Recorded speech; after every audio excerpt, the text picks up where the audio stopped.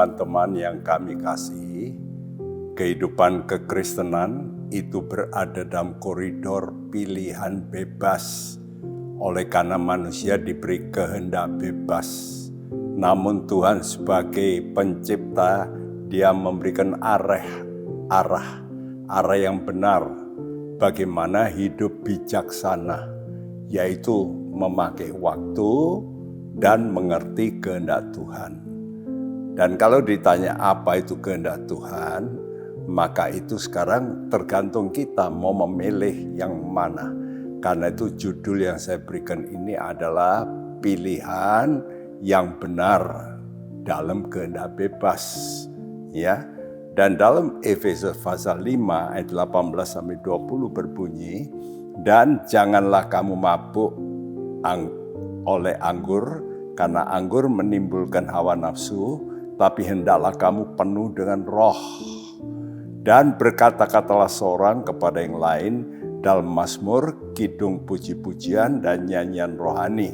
Bernyanyi dan bersoraklah bagi Tuhan dengan segenap hati. Ucapkanlah syukur senantiasa dalam segala sesuatu dalam nama Tuhan kita Yesus Kristus kepada Allah dan Bapa kita. Nah, kita melihat pilihan pertama yaitu engkau mau mengikuti jalan menurut daging atau menurut roh. Ini pilihan. Kalau engkau mau mengikuti roh, maka engkau mesti mematikan dagingmu. Itu kata Tuhan. Bagaimana cara kita mematikan nafsu yang tidak baik?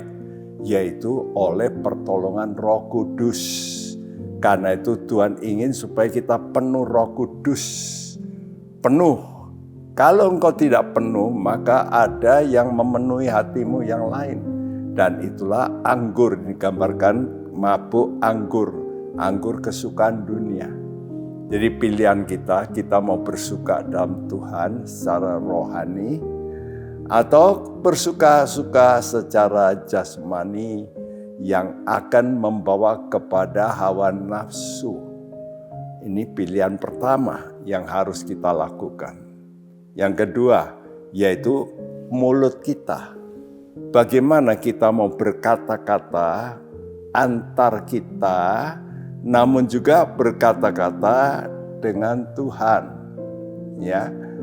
Pertama-tama kalau kita mau berkata-kata kepada orang lain, dikatakan di sini, berkata-katalah seorang kepada yang lain dalam mazmur, kidung, puji-pujian, dan nyanyian rohani.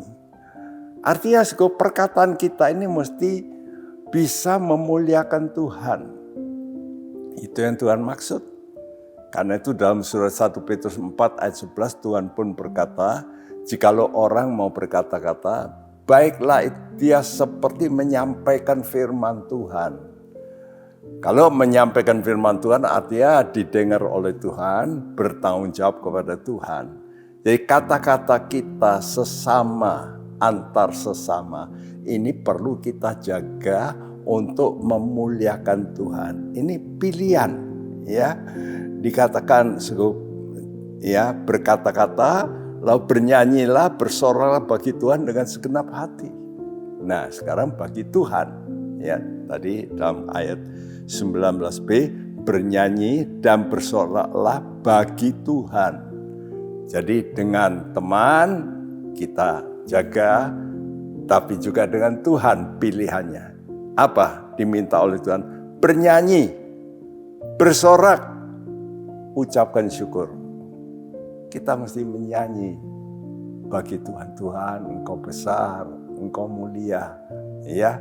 Lalu kita juga bersorak bagi Tuhan. Nah, kita kadang-kadang berkata, puji Tuhan, haleluya, itu baik. Lalu jangan lupa ucapkan syukur dalam segala hal. Jadi apapun yang terjadi, engkau mesti berkata kehendak Tuhan.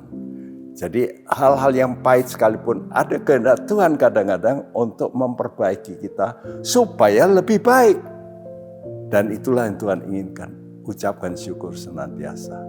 Tuhan memberkati, mari kita berdoa. Bapa di sorga, terima kasih buat arahan firman-Mu yang membuat kami memilih yang benar, hidup dengan pilihan yang benar, membuat kami menjadi bijaksana dan akan diberkati oleh Tuhan.